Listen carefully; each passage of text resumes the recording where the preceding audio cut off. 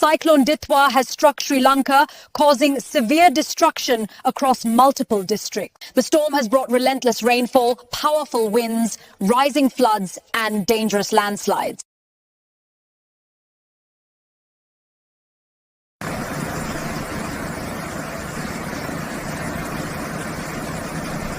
Affected and emergency teams on high alert.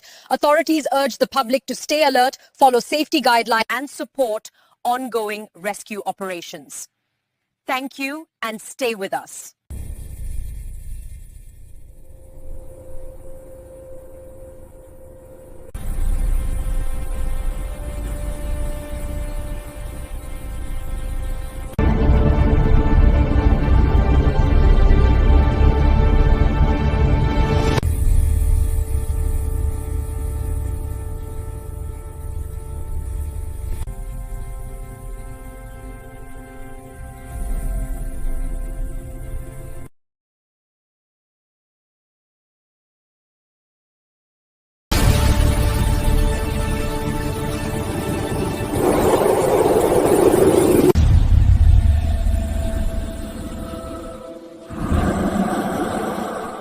Union